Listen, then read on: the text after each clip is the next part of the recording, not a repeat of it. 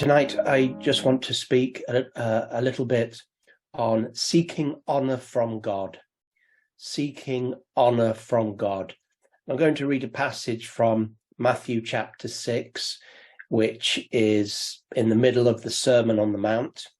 And I'll share the scriptures with you. If you can't, if they're not big enough, don't worry, because we're not going to dwell on each sentence.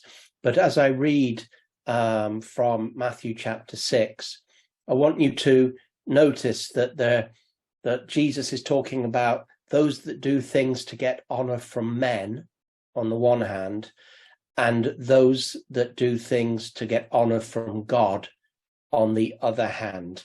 And so there's sort of like a comparison between those who seek honor from men and those that seek honor from God. And notice the difference between the two as I read. Matthew 6. Beware of practicing your righteousness before other people in order to be seen by them, for then you will have no reward from your Father who is in heaven. Thus, when you give to the needy, sound no trumpet before you, as the hypocrites do in the synagogues and in the streets, that they may be praised by others. Truly I say to you, they have received their reward. But when you give to the needy, do not let your left hand know what your right hand is doing, so that your giving may be in secret, and your Father who sees in secret will reward you. Then we have, moving to verse 5. And when you pray, you must not be like the hypocrites, for they love to stand and pray in the synagogues and at the street corners, that they may be seen by others. Truly I say to you, they have received their reward. But when you pray, go into your room, shut the door, and pray to your Father who is in secret. And your Father who sees in secret will reward you. Moving on to verse 16. And when you fast, don't look gloomy like the hypocrites, for they disfigure their faces that their fasting may be seen by others. Truly I say to you, they have received their reward. But when you fast, anoint your head and wash your face, that your fasting may not be seen by others, but by your Father who is in secret. And your Father who sees in secret will reward you. And so there in that brief passage, you can see that Jesus is teaching a whole lifestyle. And motivation is very important here. It's not that we aren't to seek honor, but it's who we're seeking honor from. And honor and recognition is very important to human beings. It's one of the things that we had in the Garden of Eden: recognition and honor. God, we were made a little bit lower than the angels, but God wants to crown us with honor. So honor in itself is a wonderful concept. To be honored is a wonderful concept. But the question is, who are we seeking honor from? I don't know if you've ever heard or read that book, How to Win Friends and Influence People by Dale Carnegie. Well, he says this. He says, desire to feel important is the strongest urge in the world. Think about that. I'm not saying it's totally true, but there's a truth in it, at least. Desire to feel important is the strongest urge in the world. And so in this passage that I read to you, you have the Pharisees, and Jesus says, beware practicing righteousness before other people in order to be seen from them, for you'll have no reward from your Father in heaven. And this is the theme. It's a repetitive thing. When you give, don't announce it on the streets. You know, like when companies give, I don't know, £200,000 to a charity, but they make sure they have their photo with that huge big check. They stand with that huge big check and they make sure that it gets in the local newspaper because it's good for them. Now, I'm not having a go at that. I'm just, fair enough. But you get the picture, this big check. Look what we've just done. Aren't we virtuous? Well, here Jesus is saying that that's not the sort of heart that we should have.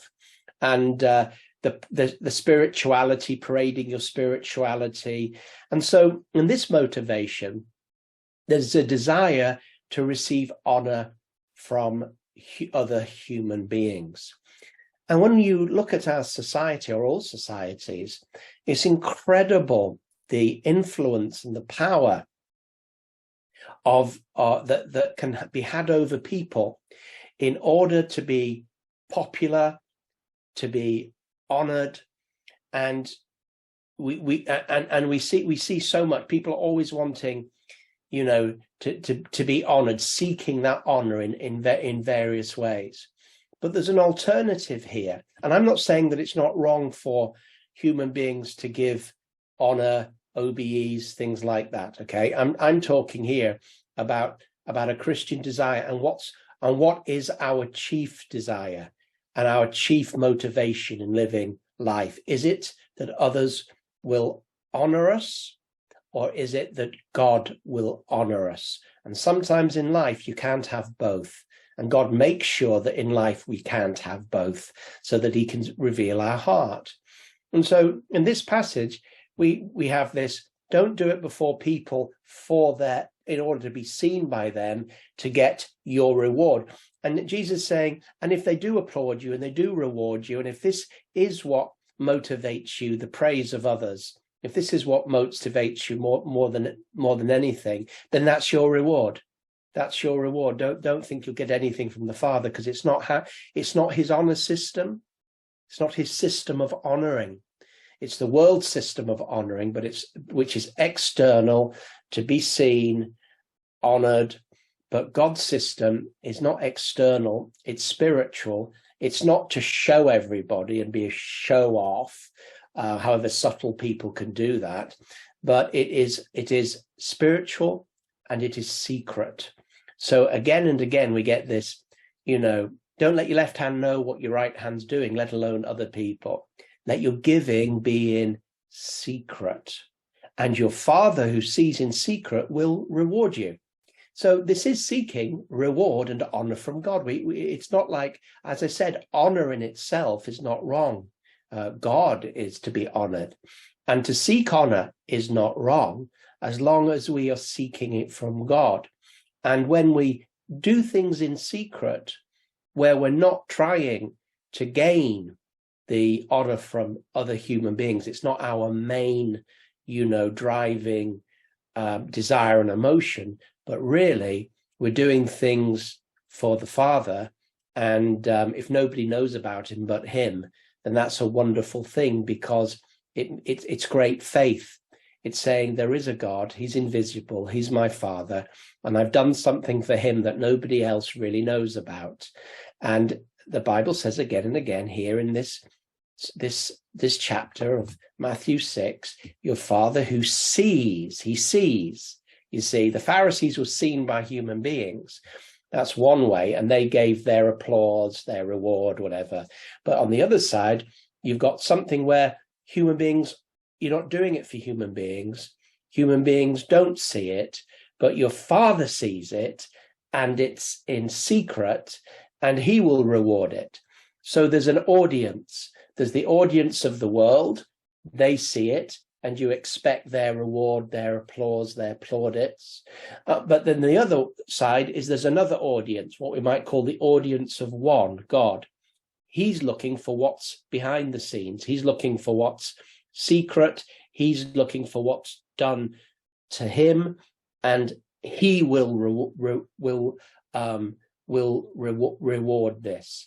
And so I didn't read it in the passage, but there's a whole section there on laying up treasures in heaven, and that you can lay up treasures by honoring your Father. Now, here's another passage that I want to show to you, and builds on this. Here we go. It's the John 5:44. John 5:44. how can you believe who receive honor from one another and do not seek the honor that comes from the only God, or from God alone? And so here Jesus was speaking again to the Pharisees, saying, how can you give honor to one another? You live your lives to honor one another and to seek honor and plaudits from one another, but you're not seeking the honor that comes from God alone. And I think that really flows with what we've just read in Matthew 6. And then here's another one, and again, look at this. It's the Pharisees again, and look how they only do it if someone can see it. If they don't have an audience of human beings to applaud or honor them, they won't do it. So here we have Matthew 23, verse 1 following. Then Jesus spoke to the multitudes and to his disciples, saying, the scribes and Pharisees sit in Moses' seat. Therefore, whatever they tell you to observe, that observe and do. But don't do according to their works, for they say and they do not do. For they bind heavy burdens hard to bear and lay them on man's shoulders, but they themselves will not move them with one of their fingers. But all their works they do to be seen by men. All the works they do, almost as if there is no God, almost as if there's no God. So one of the big shifts in a discipleship mindset is to do as if God really is, and exists, and that he's actually watching. I think in a fallen world, at times it appears that the wicked get away with everything and that God's not watching. And sometimes in our lives, we think, we may have thought in the past we're getting away with things and God just shrugs his shoulders, or he hasn't done anything, so maybe he's not bothered about it, that type of thing. But faith is that the Father is watching, and that we can please him, and that we can please him alone, even him alone. And so this should be, and we've all got to learn in this. I'm not putting myself forward as the model or anything like that. I'm just raising the issue of the scriptures, and I speak it to myself as much as anybody else. But what we do in our quiet time, who sees that? Or our time alone with God, who sees that? Nobody, really, not really. But God sees, doesn't he? So your time alone with God is actually a reflection here on an honor that comes from God alone, isn't it? I mean, you'll get many benefits from reading the Bible and everything like that, but ultimately it's doing it to God alone, isn't it?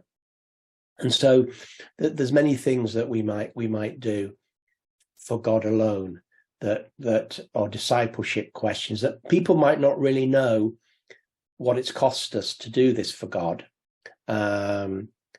Sometimes I mean, not that people are telling me for honor, but because they're not. But you hear somebody and they've come to church on Sunday and they weren't going to come, and then the devil put every barrier possible. Trains weren't working, everything like that.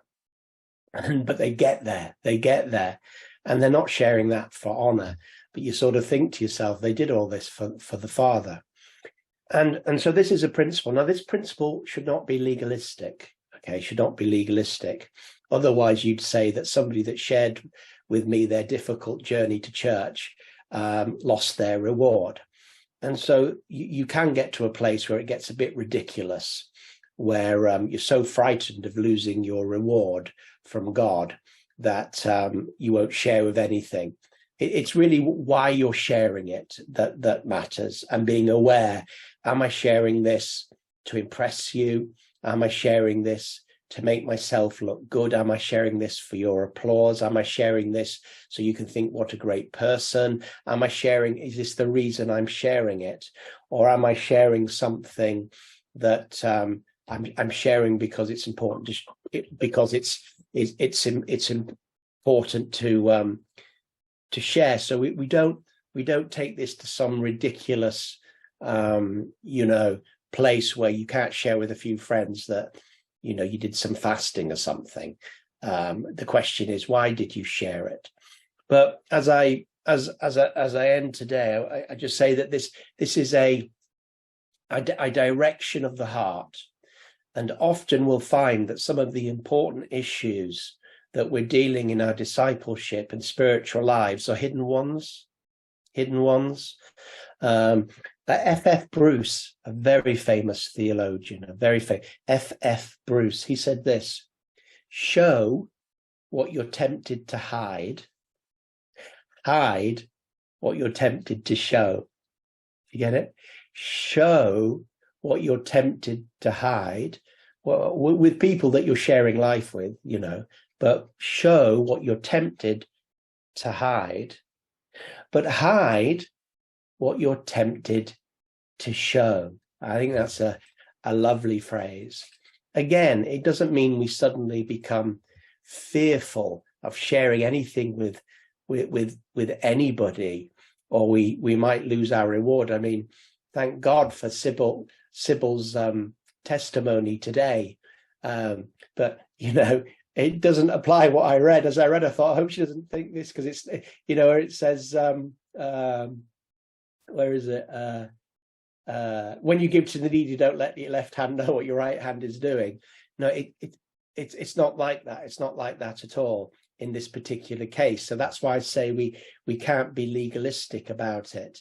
It's the heart, and Sybil's sharing encourages everybody to think about and to stimulate good work. So it's very different. This is why you see you can't judge others so quickly, because it's the orientation of the heart, it's the motivation of the heart that matters. And in the end, only us and the Father know that, don't we?